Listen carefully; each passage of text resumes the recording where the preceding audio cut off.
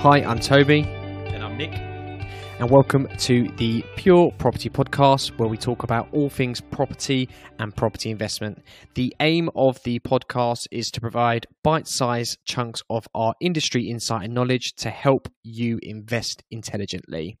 So today we've got a good subject we are going to be talking about, and it's a question that we are getting a lot at the moment, hence the reason why we push to do this episode now. And we're going to be talking about whether you should buy now or wait.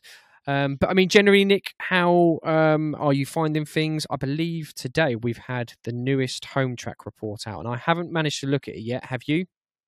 Yeah, I had a quick scan over today. So, yeah, really positive news. And I think it's just a general reflection of sort of what we've been hearing. And the market is busy at the moment. In essence, what's happened is Home Track have reported significant price growth across the entire UK.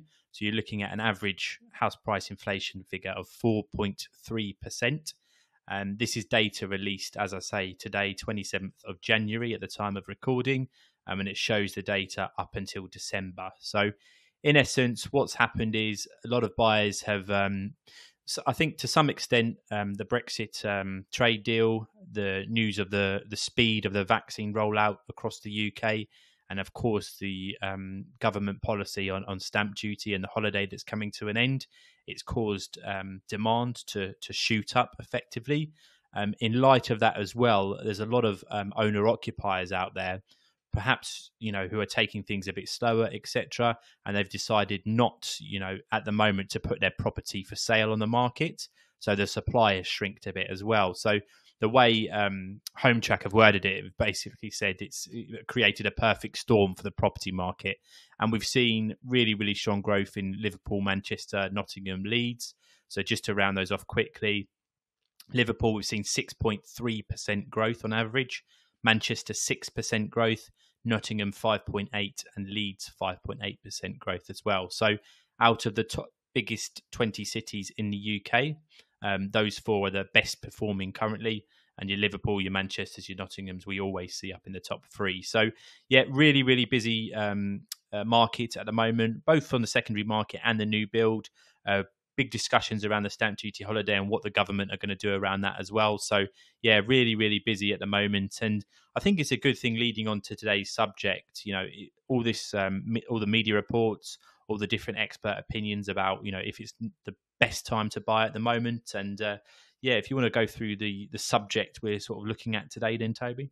Yes, so today we are going to be talking about whether you should look to buy now or is it best to wait. Now, what we'll do is we'll look at potentially why you should look to wait, and then we'll look at whether you should look to buy or whether it's best to buy now.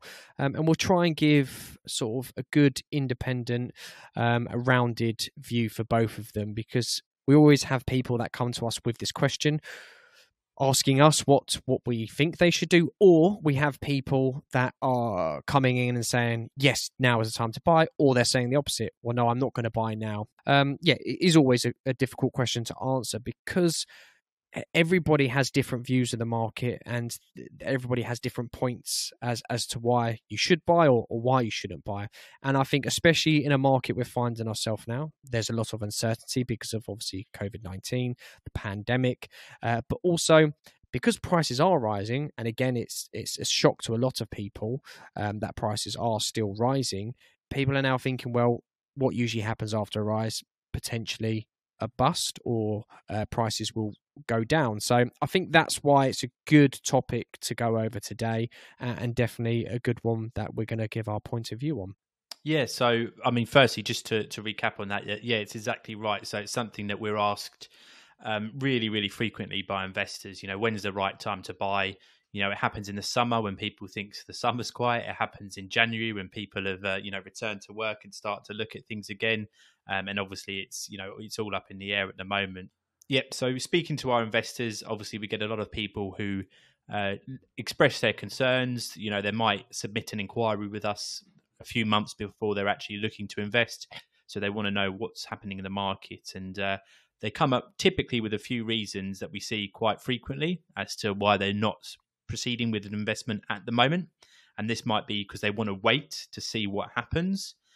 They might be unsure, as Toby said, of what prices are going to do, i.e., they're going to decrease or increase. How's the UK market as a whole performing? What's my town going to do? What's my city going to do? Etc. Etc. They see media reports from commercial rates dropping in London or ultra prime London properties dropping in value, etc. etc. So there are a couple of bits and bobs that I hear. And then what do you reckon, Toby? What are sort of the common things that you hear?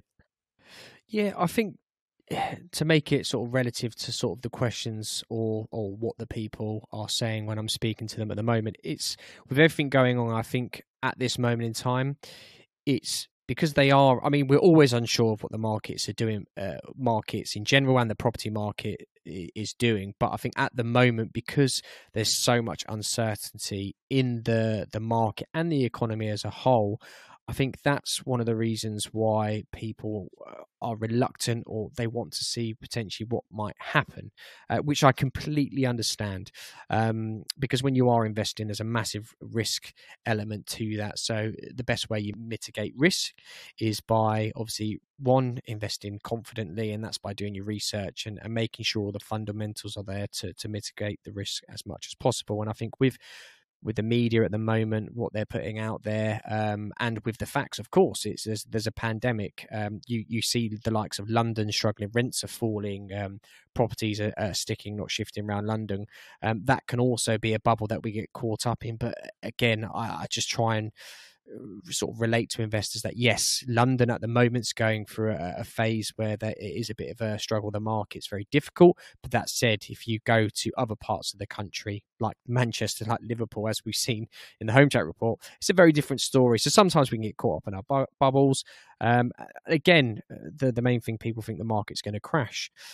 So yeah, with the many external variables they are, I think that's the main reason at this moment in time people are hesitant, and that's usually the case. We saw the same with Brexit. When Brexit was announced and the referendum, etc. I remember investors then were saying exactly the same thing.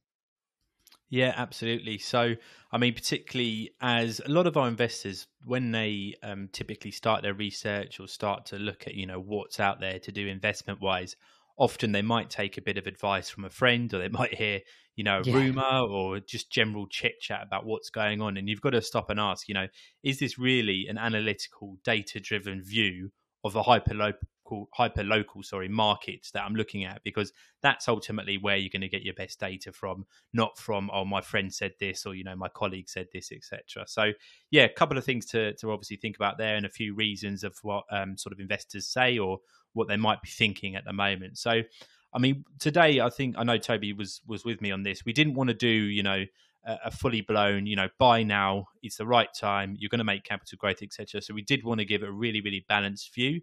And for some people, it's not going to be the right time to buy. So it completely depends on your personal circumstances and what your sort of key objectives are and what you're looking to do. So just quickly then, I'm going to run through a couple of points about when we think you should potentially wait, and if that's to the end of 2021 or even into 2022. And we'll sort of discuss those points and then move forward from there. So first one then, personal use. Okay, if you're buying a property for yourself to live in, or for your family to live in, or you and your other half, etc., this is an emotional decision that's going to be based on more practical elements. So unless you do have to move due to time constraint, or if you do have to move because of things like employment issues, etc., then there's going to be no rush. If you're buying somewhere and you're going to stay there for the next 5-10 years as your personal residence, you want to make sure it's perfect. You're going to be creating a lot of memories there. It's going to be your home, your base. So you want to make sure you get that right. Now, at the moment, a lot of vendors, as I mentioned previously, they might not be looking to sell their property just now because they might be a bit uncertain. They might not think the demand's there from the buyers, or they might just want to wait and see what happens with their own employment situation or how their businesses are operating, etc., etc. So what you've seen is there might be less choice out there at the moment in some markets, especially not city centres. So what we're saying is, if you are looking for personal use, you might be better off waiting until the hype has died down, so to speak, and it might give you a wider selection of properties to choose from. What do you think about that point, Toby? You in line with that? Yeah, no, I agree with that. Like you said, it's more emotional than investment, so there's a lot more to take into consideration in that point. Yeah, yeah. I think it's, you're making the decision with your family, and it's going to be a case of making sure you get the right property, not just how the numbers look, what the growth rate's going to be, what the rental yield is, etc., etc. So yeah, that's the first one where you might want to consider waiting. That's if you're buying for your personal use. So moving on then, for those that are a bit more hands-on, if you're doing refurbs or flips. Now, by that, we mean if you're buying a property at below market value, you're spending time and money improving it and refurbishing it throughout, and then looking to either sell it or to rent it out. If you are looking to do that at the moment, I know throughout 2020, certainly people I know have struggled with supply, but also on the actual construction side. Even if it's a minor refurb, throughout the lockdowns, with all the furloughed staff, etc., there's been less construction teams operating, both on the smaller scale, small and medium sized firms, and the larger guys as well. There has been disruption in that industry, so it might give you a lesser sort of range of contractors to choose from or people to quote for the works. And as I say, I've seen that throughout 2020, and it's probably going to be, certainly apparent at the moment. It's probably going to be, apparent until the end of 2021, until we really get flying again. So that's a couple of things to think about for people that want to do sort of construction work, however small it may be. You've got to think, do you have access to the power team around you, contractors, if you need architects, if you need people to get out and value sites, etc. So just have a think about whether that's now in full flow and viable for you, or if you might be better off waiting until people can 100% move freely, and you can do things a bit more smoothly, so to speak. So that's the second one. So just moving on to the next one then, HMOs. So a lot of people will be familiar with this phrase. So it's house of multiple occupancy. In other words, if you buy a property and you rent it on a room by room basis. So a lot of people, especially in places like London and Manchester, they were perhaps working in the city as young professionals previously, and they might have gone back to their hometowns or their, where their family lives on furlough. So they might not be there at the moment. Also, we've got a lot of people that are generally not moving as much. So turnover between the different cities is a lot lower, and obviously less international travel as well. So all of those factors, it means that the people searching for rooms on an individual, lower end of the budget in the hospitality sector, they may be working, or in the events sector, etc., etc. You might not see the same demand that you used to see, pre-2020. So with that in mind, do you want to be going and buying, a 4, 5, 6 bed HMO at the moment? It's going to present you a lot of challenges, and we would suggest, unless it's ultra safe, to potentially, consider the longer term approach on those ones. Now, just the last one, in terms of the final point of why we think you should potentially wait. So we've done HMOs, the room by room basis. We've done if you're buying for personal use, and then also if you're being a bit more hands-on and doing refurbs, etc. The last one is if you're doing serviced accommodation. So for those of you who don't know, it might involve buying an apartment in a city centre, giving it over to a management company who then advertise it on places like Airbnb and Booking.com. I think this is obvious to everyone. At the moment, although there are some of these things happening, in most cases, there's very little business trips happening. Parents are not going to visit people at university. Friends are not going to stay there. There's no sporting events, so there's no audiences or crowds, etc. And the big one, there's no sort of social leisure and entertainment things. So international travels stopped. And as a result, all of these factors mean there's less people visiting city centres throughout the entire country. So as a result, the demand for serviced accommodation in city centres, i.e. apartments you can let for 1, 2, 3, 4 nights or a couple of weeks, is going to be significantly lower than usual. So hopefully that's enough of me waffling on those points there. But we did want to make sure it was nice and balanced, and think, if you are or you do fall into one of those categories, do have a think about whether it's the right time for you to be going into the market, especially if you're investing significant sums. Yeah, no, great points there. And I think another one actually that wasn't mentioned was lending as well. If lending's difficult, I mean, we don't have this problem at the moment, but yeah, sometimes if lenders are being difficult, sometimes it can be a reason to wait, or maybe interest rates have gone really high. Again, we haven't got that problem now, but there, yeah. I just wanted to say on that one as well. You've just triggered me as well. If you are a first-time buyer as well, what you've probably seen throughout 2020 is less developers coming to market and releasing new stock.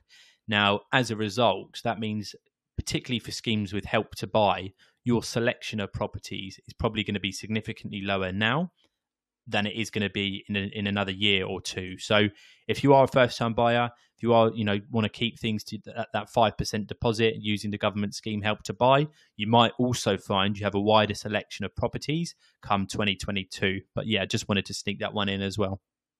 Oh, good point. So, well, let's move on to why would you buy now? So what would be a reason if you're sitting there thinking, well, actually, no, I'm not going to wait. I'm gonna take the plunge and I'm going to buy. Why would you? So one of the main reasons it's if you are, and which most investors are, if you're looking medium to long term, the issue or the worry about a crash shouldn't be there, just because, as we've seen in the past from historical data, historical prices, and historical cycles, once you have a crash, the prices do come back up and they will surpass what you were sort of buying just before the crash as well. That's facts, that's data. So again, as long as you're going in with the mindset, if you're looking medium to long term, if there was a crash tomorrow, as long as you're holding on to the property and you're still going to be getting that rental income, you should still be making a profit, because the good thing about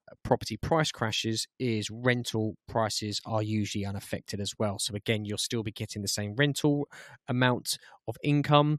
And again, lenders, if you are using a mortgage, they're only going to lend you on the property with their strict stress tests at the moment. So again, you should be fine from that point of view. You'll still be making a profit, and you just weather the storm, wait it out, and wait for the prices to start coming back up. Like I said, we've seen that in the past. So that's one reason. And just quickly jumping in on that one, if you think about the rental market itself, it could actually work as a positive in some cases, because when property values decrease or there is a bit of negative press around, less people tend to commit to buying properties. So it might mean that more people stay in the rental market or more people move over to the rental market. So it can create a bit of competition and see the benefits in the rental prices for landlords. Very good point there.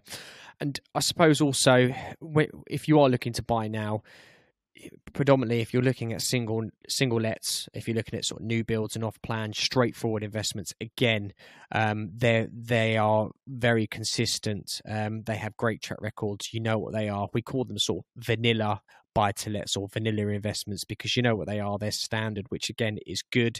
There's less uncertainty, like you picked up before, about HMOs when the market's been affected, obviously, especially in the beginning. I know a lot of rooms became empty in a lot of HMOs. That may and has changed a bit now. But if you look at normal vanilla buy to lets, people weren't moving, people were staying where they are. You might have had tenants move to different properties because, like we saw, people wanted more outside space or were working from home, so you needed an office. But that said, the properties they were moving out of, you had tenants lining up to move into them anyway. So again, if you're looking at those type of properties, buying now should be absolutely fine. You can also be missing out on opportunity by waiting. I see a lot of investors, and I know a lot of investors, that in times where there's a bit of uncertainty, or they think that something is around the corner, they think prices are going to dip, they've just got a feeling. Maybe John Smith in the pub, he was sat next to him having his pint, and he's obviously an expert in buy to lets because he hasn't got any, but he knows somebody who knows someone who's got one. But he was telling them, look, don't buy now. There's going to be a crash. You'll get a property for cheap. You'll pick up a bargain and you'll become a millionaire. But yeah, you might have had that instance where, and I've had investors where they've had a feeling something's going to happen. But the problem is, by waiting, they've potentially missed out on an opportunity for price increases or a good deal at that moment in time. Because if we take an actual example, we look at when we had the Brexit referendum. Now, I remember this, and I've spoke about this before. I spoke about this before. I remember speaking with investors, and when I said, look, do you want to go ahead with this property, or are you interested in this? They were just saying, I'm going to wait because I think price is going to drop. I'm going to see what happens. And I completely understood. I'm not going to push someone to buy anything. And if they have their reason in there and that's what they think, absolutely fine, because you should never go in something, especially like an investment, that you're not 100% sure on. And I remember speaking to one particular, probably a couple years later, because that was in 2016. And when we were speaking, because he was looking in the southeast, prices had jumped up in that specific area a lot. And he said he regretted not buying a particular property we had at that point. So if we look at this, to give an actual example, when we look at the Brexit referendum, Brexit was decided via the referendum in June 2016. When that happened, and during the process of the referendum vote, when leading up to that, media was saying that prices would fall, the property prices would crash in the country if we voted to leave the EU. A lot of scaremongering, and a lot of media getting behind that. And again, a lot of people were worried because you had the uncertainty. But then when you look at the prices, what they did in the UK between June 2016 up until the most recent land registry data, which is November 2020, UK prices increased 17.2%, which again, I say this all the time, is incredible. And I feel bad for people that missed out on opportunities for those price increases. But again, if you're not fully confident, you should never jump in. But that's one example. Then if we look at the current situation we find ourselves in, look at COVID-19. When this fully hit full throttle in March last year, I mean, Nick, you will agree, the market was sort of up in the air. Nobody knew what was going on, and rightly so. And I do have evidence of this, so I can back this up. I remember doing a video presentation on this, on why I thought that prices weren't going to crash or dip, and actually the market was going to do okay. And my main reasoning were the fundamentals weren't changing. The government at the time were implementing the stamp duty holiday and really sort of driving to keep the prices going. I remember saying then, look, prices aren't going to crash. Speaking to investors, again, similar conversations to what we were having with Brexit. Investors were uncertain. And again, I repeat, rightly so. The media was, of course, when the property market shut down in the beginning, in the first lockdown, again, property prices were one of the things that hit the media. But let's look at what happened again. Similar to what we saw with Brexit.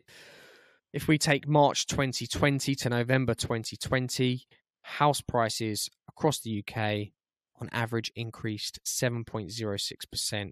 And that's in a pandemic. So again, I mean, some areas obviously would have been slightly more. And then when you take London, obviously that's less. But the average is 7.06. If we look at areas such as Manchester, Liverpool, that we were obviously pushing at the time, buyers potentially missed out on a big chunk of capital growth at that point because obviously the worry. So I think the main thing I'm sort of hitting home here is, yes, there is uncertainty. However, if you are focused on waiting for maybe the market to crash because you want to get a deal, or you're worried about the market crashing, just bear in mind, in the long term, it won't be an issue. Because like I said, if it had a crash last year, okay, we would have had buyers that still would have been getting their rental income, and we would expect in a couple of years, prices are going to come back up. They would have been fine anyway.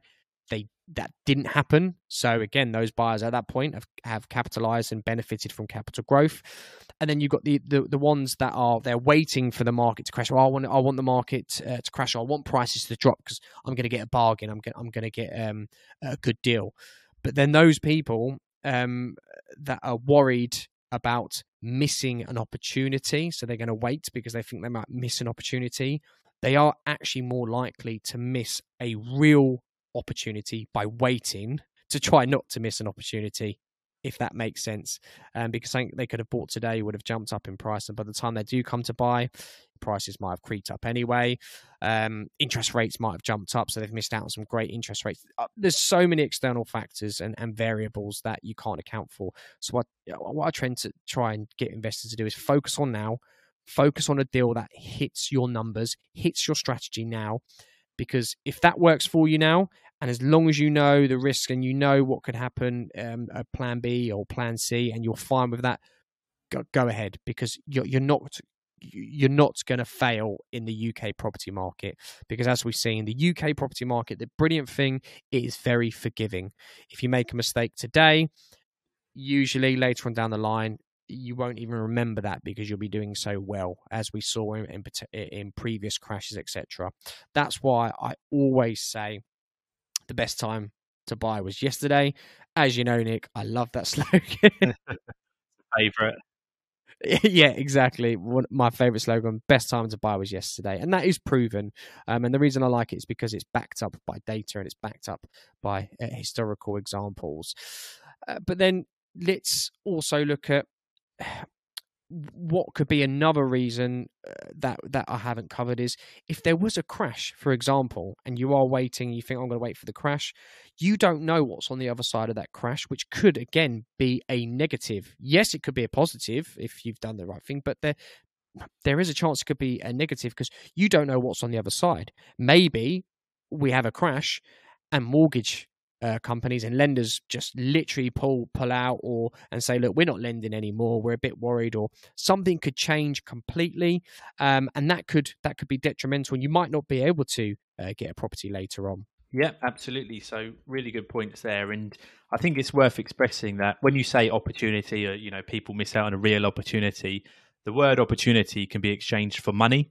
So we're talking about property values increasing, and we're talking about rental income. So when you're talking about investing, 100, 200, 300,000 pounds, this equates to, significant amounts of money that you are potentially missing out on because we're twiddling our thumbs. So as Toby said, we've put a disclaimer on this. So you have to treat it firstly like a business case. You need you need a business plan. So what's your figures?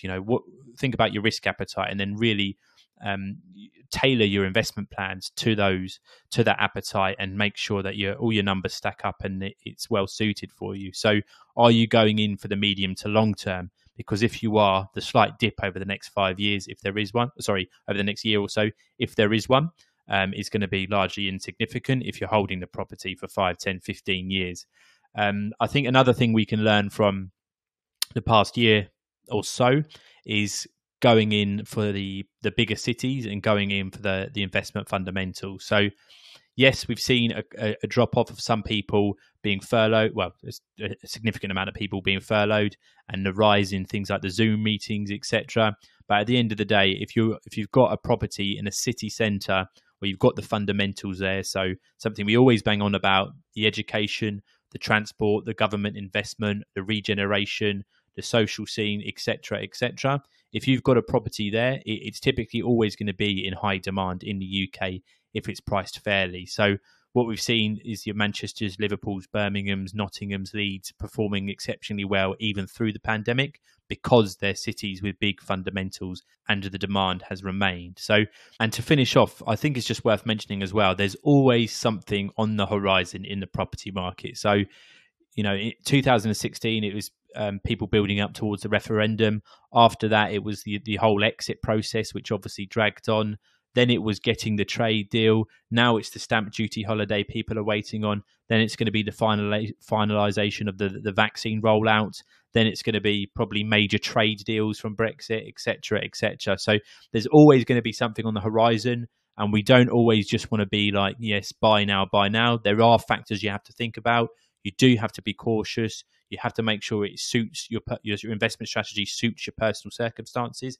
But providing those points are ticked off, then it's a good opportunity to make significant amounts of money in the UK property market at the moment. Definitely, that is a great point. when you spoke about sort of investing. And like we mentioned, on the flip side, if you're buying for yourself to living and it's more of an emotional reason, yes, again, there should be no emotion attached with this purchase. It should be an investment or seen as a business purchase. So just look at the figures. And from our experience, and definitely my experience, the most successful investors are the ones that have a strategy, have a set criteria, and they just stick to it. They block everything out, and as long as the numbers and everything fits what they're looking for, they go for it. And that's the ones we found to be most successful, because there is an opportunity cost, as we call it, from waiting. And like Nick mentioned, that's missed rental income and potentially missed capital growth. But yeah, definitely that's a very good point there, Nick. And that's one thing we're always trying to narrow down with our investors is, what are you looking for? Let's really dig deep, because it makes the buying process a lot simpler. But yeah, that's I think sort of a good point to finish on. So no, that was great, and I hope that's been helpful for everybody and given a good sort of view. There will be people on both sides of the fence, and there will be people with different views, and they may view it different because nobody sees the market exactly the same as other people, and people have different experiences. So there will be people for, there will be people against, and there'll also be people sitting on the fence. So I hope that's given some help to maybe people that are on the fence and given them some food for thought. And yeah, I hope it's just opened up a general conversation in all fairness. And we love having these conversations as well. We know we're not always right. So if you do have an opinion and you think it may be sort of different to how we've expressed, and you have a different experience or different point of view, we would love to hear from you. So always feel free to reach out, get in touch, give us a call, pop us an email. We love having these discussions because it is property and that is our passion. Definitely. So yeah, welcome any feedback from anyone. And I think the other thing as well, just to quickly add on, any discussions that we're having with property investors, these discovery questions and working out what you're looking to do, we're always going to ask you at the start of your investment search, right? So things like location preferences, or why do you want to go there? What's your motivation for investing overall? What's the long-term goal? What's your financial situation? What are your timeframes, etc.? So just as a general bit of advice, if you're speaking to us or speaking to anyone else, take those factors into account and really use them to inform your decisions. Excellent. Yeah, that's great. So Nick, why don't you let them know what we're going to be talking about next time? Yep. So next week, again, we're trying to base these podcasts around what our investors are asking us on a day-to-day basis. So trying to give real specific advice. Now, one of the questions we always get is about costs associated with any type of property investment. So now we're going to be focusing on the off-plan and new build market, but it's going to be highly relevant for most property searches out there. So that's going to be buying costs at the outset, but also your running costs as well. What are they? What will they increase by? What affects them and influences them, etc., etc. So hopefully by the end of that podcast, you'll be able to walk away with specific information on what the fees are involved in all property transactions. Not all, sorry, but most. Sounds good. So we look forward to seeing you next week. I'm Toby. And I'm Nick. And we'll see you next time. Bye-bye. Thank you. Bye.